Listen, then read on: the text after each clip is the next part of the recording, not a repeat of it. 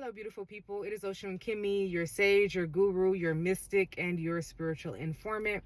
And today I wanted to create a video about how to protect your energy from energy siphoning magic. Of course, I'm going to talk a little bit about what energy siphoning magic is first before we get into these tips. So the way that energy siphoning magic works is that it creates a cord or a link between a person and a sorcerer, or between a person and an entity.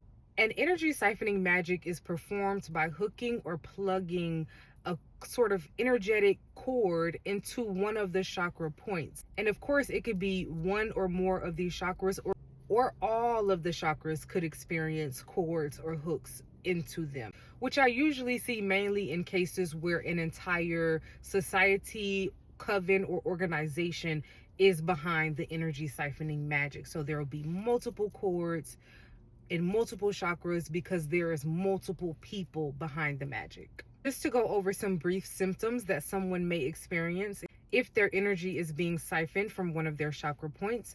Of course, fatigue is one of the main ones that I see. Lack of motivation, lack of energy. When it comes to energy siphoning magic, a person will most likely feel drained.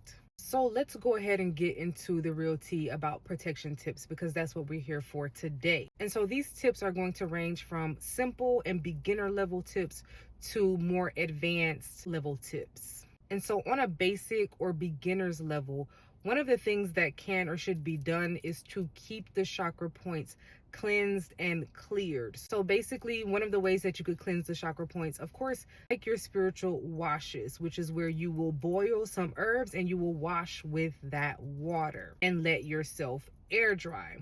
The type of herb matters, so choosing herbs that are efficient for the job is key. Things like agrimony and cloves are very good options if you want to cleanse the chakra points. And for people who are on the Patreon, I've already shared a spiritual bath recipe that is guaranteed to help with energy siphoning magic. That recipe came straight from Oshun, so it works every single time. Of course, anointing oils can also help.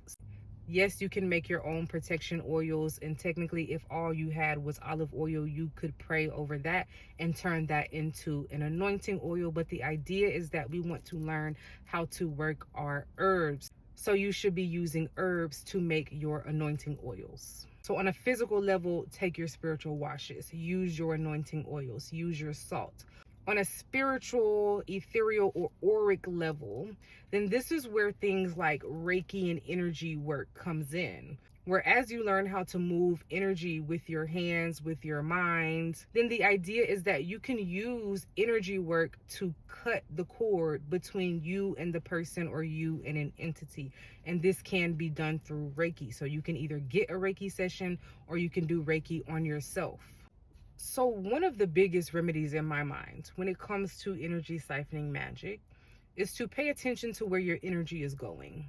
And this could be done through multiple ways. So meditation, this could be done through just general mindfulness. This could be done through energy movement like yoga and Tai Chi. But the idea is that if you don't want your energy to be siphoned, you use the energy for something that you want it to be for.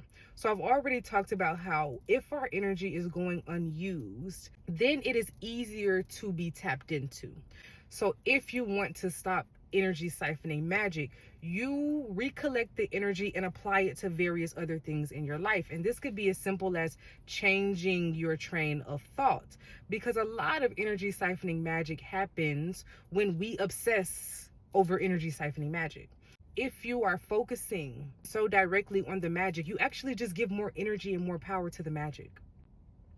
So the idea is not to ignore that it is happening, but the idea is to shift the way and the narrative of how you are thinking about what is happening. And so one of the things that I really had to do was change the way that I talked about what was happening to me, where I stopped saying tired.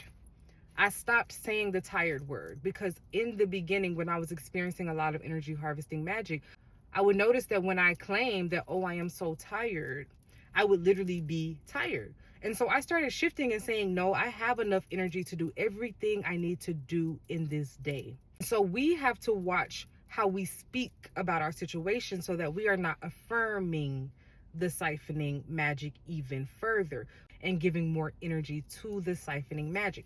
Of course, call your energy back in. We can call our energy back in through doing actual activities that require our energy.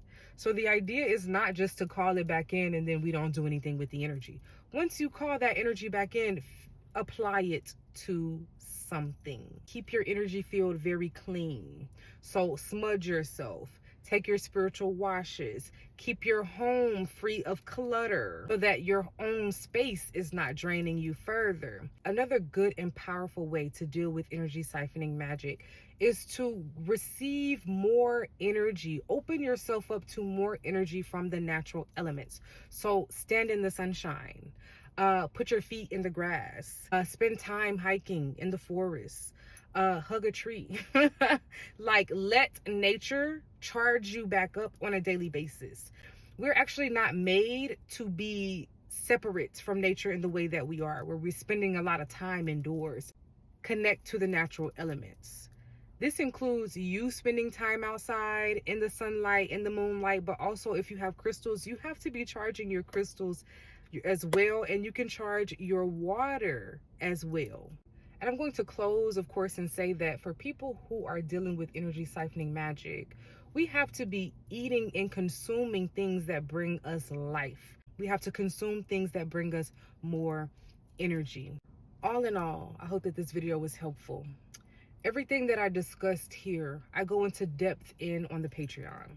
So the YouTube is like tip of the iceberg, the basics.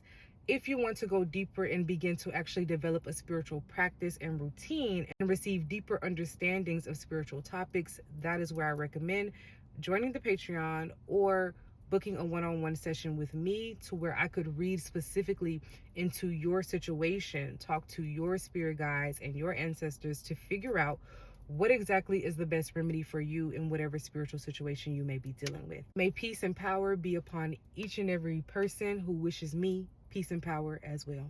Ashe.